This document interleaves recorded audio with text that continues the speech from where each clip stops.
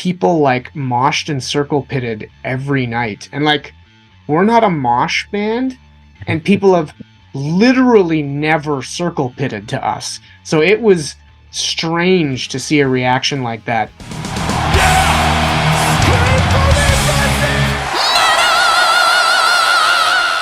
Hey everyone, welcome to the channel. My name is Belgian Jasper. If this is your first time in the channel, hit subscribe right now.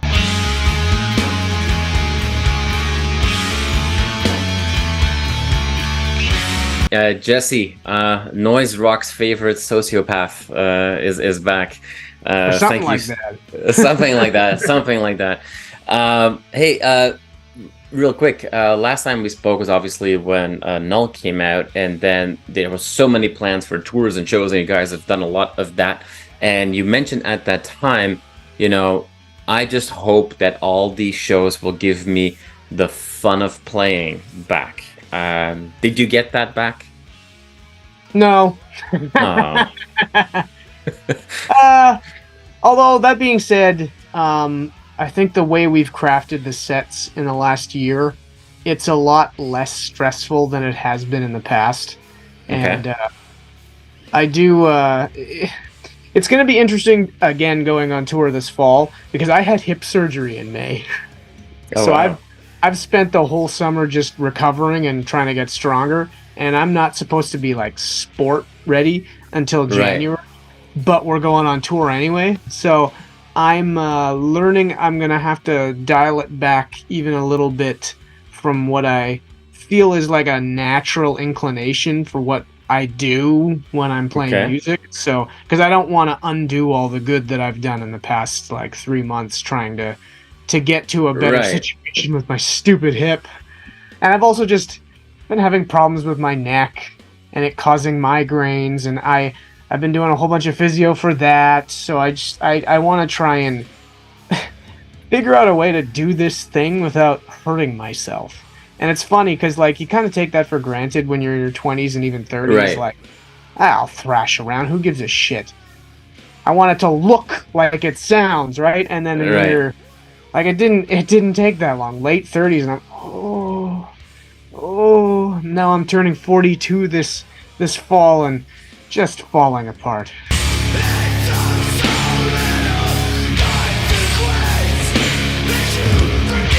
Is that also from like a vocal perspective? Or are you like now working more with vocal coaches and what have you to make sure you don't fuck up your voice completely?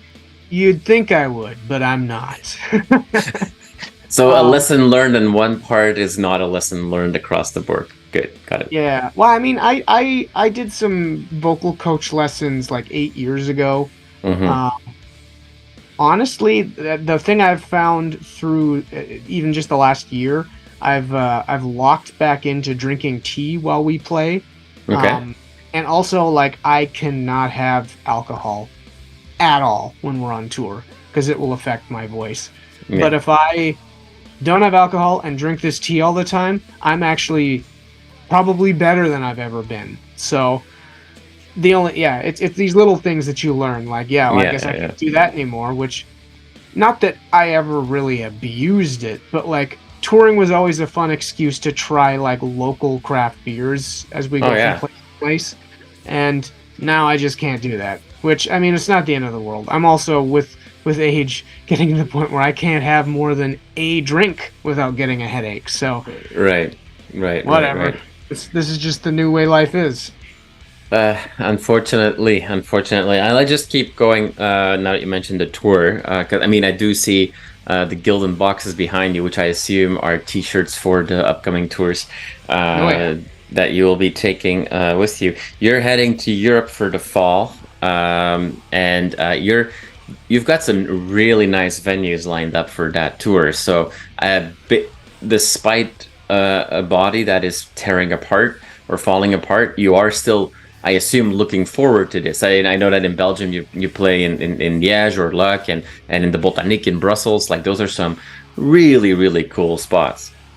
I don't even know if we played those venues before either, which Belgium, we always have good shows. I don't know what the hell we did and when, or if it's just Well, I mean, even the bands that exist in Belgium, it's a vibe thing. I think what we do seems to strum a chord with the just the general aesthetic that a lot of people there must have, because it's clearly coming out in Belgian art. So, Right.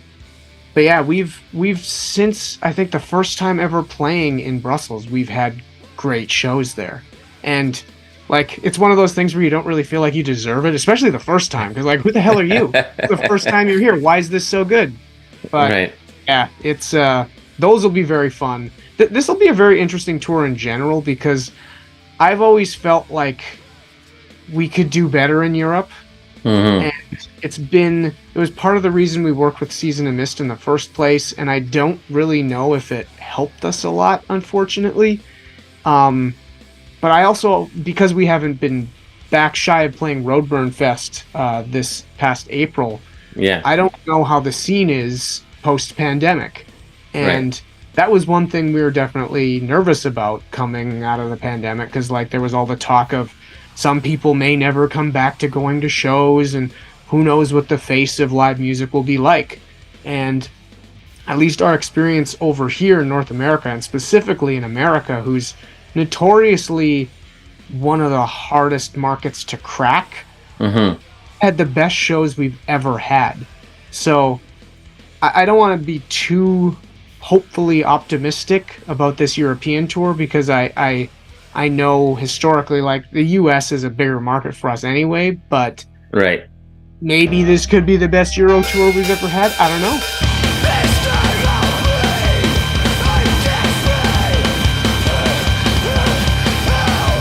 This optimism of playing more shows again and seeing some really cool shows now that, after a pandemic is kind of, completely in a different direction that the album is taking us. Because this is part two of two albums together. We had Null, now we have Void.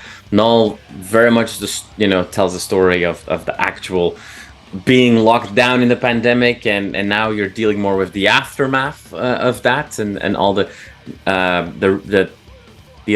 unfortunate realization that a lot of things have changed, or that you figured out stuff about people that changed the way you could interact with them. Is that a good high level recap of what we're talking about? I think so. You can also kind of dip your toes in the crossover between Null and Void, where some of the sentiments on this record are very much like, I remember distinctly writing the lyrics in our third lockdown in Manitoba, like early 2021, where it's like, we're really doing this again. And for us, the last lockdown we had in Manitoba was also the longest one, and it happened for almost the entirety of the worst part of winter in Canada. So like, it's miserable anyway. Yeah, it's dark, it sucks, and we're stuck in here. Anyway, yeah, that was like the starting off point for a lot of the songs that would become the Void record. Although at the same time, as I've been telling other people, like and I'm sure as you've read about this, that it all was written as one overarching project. So the Void record itself became what it was out of necessity to be different from the material we'd already written. And it just kind of happened that we subdivided things that way, because it gave each record its own voice and its own feeling. Because I couldn't...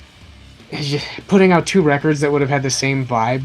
Could you imagine? Like, just, oh, they're doing that thing. Okay, fine, whatever. Ignore.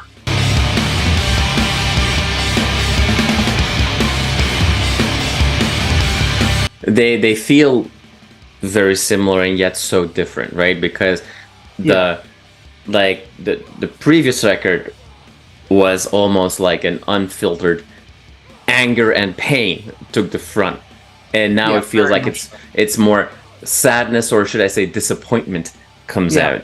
And in the music that... Oh, sorry, go ahead. Yeah, sorry, I don't want to cut you off. You can go ahead. I think that the thing that really brings it together is the fact that it was all recorded at the same time, so that's kind of the unifying there, where it feels like it could be of the same project because of that. And I mean, it was written written and recorded all together. So like clearly it's connected. But yeah, as you were saying, it they have their own distinct voices. Yeah. And from a musical perspective, I don't know if you will agree with me on this one, but for me as the listener, Void feels less chaotic in a sense. And definitely. Therefore, if I dare say, more accessible than the previous album. I completely agree. I think this one is inherently catchier off the first listen. It's the structures. The structures are still. I mean, they're a little more. It's still Ken mode. Like it's not. We're not talking about pop music all of a sudden, for sure. No, but it is very much, as opposed to Null focused a lot on the aesthetic and the pummeling nature. This is very much. It's all about the riff, the parts having a hook to them to a degree.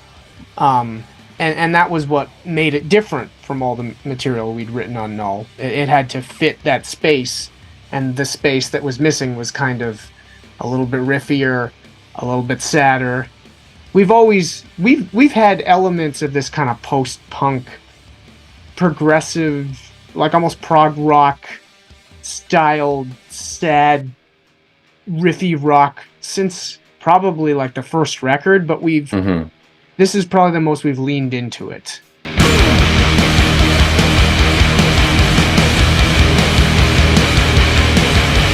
What should we then expect from like a set? Like, I assume there's going to be a lot of focus on the last two albums, or on the new two albums, I should say. Are you then also like taking us on a similar journey where you kind of follow the narrative of those albums, or are you going to mix it up completely? We kind of mix it up. We've been the set that we've been playing has been an evolving piece, basically since we started playing shows again when Null came out, because we were trying to incorporate, especially having Catherine become an integrated live member, and she played on our Loved record, so we wanted to play some of those songs live and have her actually get to play those parts live. Right. And then also because I know, like, streaming numbers wise, that one was doing the best, and we've been evolving the set as we've seen how crowds react to them too. So now we just get to start interjecting the Void songs in there as well, which I think I hope crowds react to them. I mean, we launched the song Painless when we did a West Coast tour in the US in March, and people like moshed and circle pitted every night, and like, we're not a mosh band, and people have literally never circle pitted to us. So it was strange to see a reaction like that, especially to like a brand new song that no one had heard. So if we can elicit those kinds of reactions to other songs on Void, that'd be pretty cool. There you go. But yeah, in terms of like how we're crafting the set, it's definitely, we feel like the period of time since Catherine has come into the fold seems to be what crowds are reacting to the most now anyway, so we're leaning into that, because I've told other people this, that we're because we've never been a popular band, and we've never had even a record be really much of a commercial blip, even if in the strictest of underground senses, we've never had anything that anyone really cared about. So we have the freedom to play what we enjoy and what we feel is resonating in the moment. And it just so happens that what we're doing right now seems to be what the people who want to come see us want to see, which as an artist is an amazing feeling, because like, I don't want to play songs that are 10, 15 years old. They don't really mean anything to me anymore. I want to play what we just did. Plus I got that record to sell. Right. But so I do feel very lucky that the new material seems to be what this, both old fans and new fans would prefer to hear. And it must mean that we're doing something right in that respect. I mean, I consistently feel like we're getting better at executing the sound that we're going for. And I mean, I don't know if I'd actually recognize that when we start failing, because I don't think any artist actually does. But from the feedback I'm getting, Right. we're still at that place where each record seems, whether you are all in on the sonic side of it or not, I do feel like we're hitting the nail on the head as best we can right now.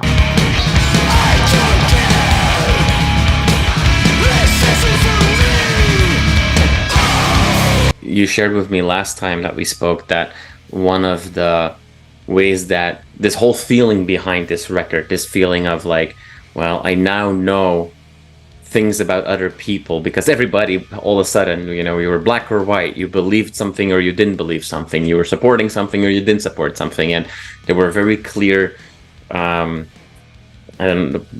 blueprints, I would say, like people that believed that then usually did support this and did not do that, and there were like two groups almost forming. It was really hard to have an understanding or a middle ground, and you shared that one of, for you personally, the most impactful ones was the fact that it really affected you in your sports club and culture, in your Muay Thai boxing, and that completely fell apart for you.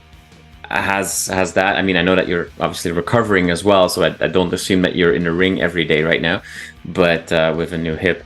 But have you found an alternative to that, or has there been any improvement there? Not a lot of improvement. I mean, the damage was kind of done with all that. One respite I've had is that through needing to go through this surgery, I knew I had to change things in my life, so I've kind of not fallen back into, but it kind of feels that way because I used to lift weights in my 20s, like very early 20s, and I haven't in almost 20 years. And I've started doing that again, literally only as of like the last month. It started as my rehab, but I knew to fix some of my even just occupational injuries, like stupid things like sitting at a computer, like your shoulder gets offset, and us rubbing on our phones, like everyone ends up looking like this. So that's, I know it's been part of what's causing problems in my neck and giving me headaches, and my back had been hurting, my hips had problems, which obviously I had surgery for, but doing just simple stuff like squats and deadlifts, like since I for years I'd been doing rehab every morning just to make it so I wasn't in pain, so my hips weren't in pain, so my glute muscles weren't in pain, and since I started lifting weights, all that's gone away, which I knew that was going to be the case because I knew that much about human physiology, and I've seen it in, like, my partner's a tattoo artist and she's fixed a lot of her problems just by lifting weights, so I knew this was going to be my way out, but I really didn't want to do the thing. Right. And like, no shit, you start doing the thing and these problems start going away. Like, god damn it. But that has been one nice thing about this shift, and I do know that I have to keep this up for the rest of my life, because I mean, that's one of the big things as we get older. People stop doing things, people stop eating as much. They think the wind down is inevitable, and I know through just the way my father's been handling it, like he's lifted weights since he was like 18 years old, and he's now turning 72 this weekend, and he's like very fit. And the thing that he's pointed out is that the one big change is obviously you lose some strength, but you have to keep eating. And that's one thing that so many people, as they get older, they just stop eating and then their bodies fall apart. All the muscles that are supposed to keep you stable and upright fail you because they're not strong enough. So if you keep that strength and keep feeding the machine, you might actually live longer and a better life. So I knew that I needed this shift to be able to even humor having an okay life as the world burns around us.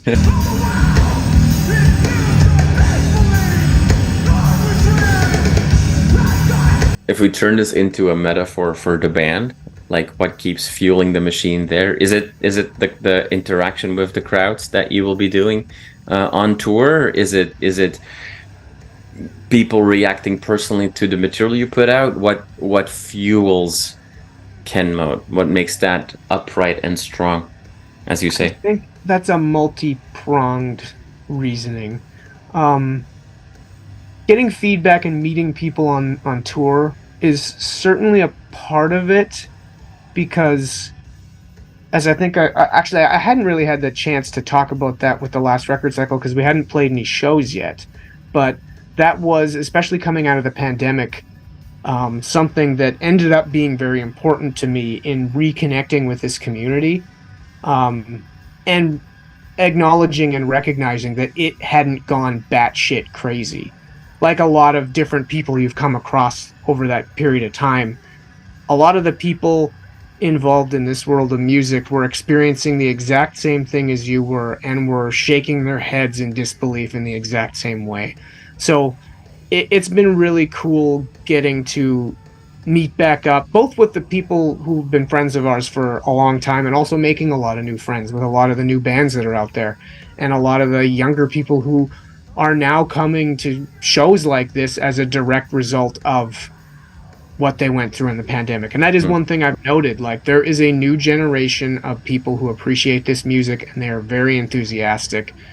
And it's very heartwarming to see, because I feel like that had been kind of lacking at least 5 years prior. It kind of felt like a generational divide, and it was petering off a bit. So getting new, fresh blood in there is very important, and it makes for better new bands too. So that's been very reaffirming for me to why at least playing shows is important.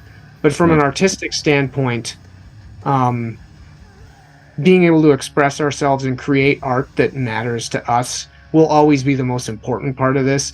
And it's just my own mental illness that I'm trying to keep at bay with that. I need to do this. So, and because I'm not destroying my brain, I think I can keep doing it better all the time. I don't know. Sometimes people reach an age and they have priorities that shift their attention, so maybe the product becomes more diluted. We don't need to do this for money, so I want this to be something that matters artistically, at least from where I'm coming from. Whether it syncs up with other people, that's just luck.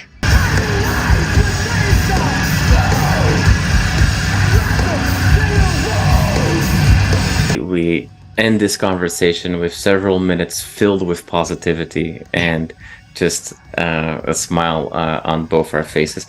Jesse, I want to thank you for opening up and sharing with me. I know that I can always trust on you to be extremely honest and open about your Perhaps art. To a fault. Hey, I appreciate it immensely, and I wish you guys all the best in the release of this album, and I can't wait to hear the stories from the road when you come back from Europe. Well, thank you very so much, much for your time, man. A pleasure as always. Much appreciated.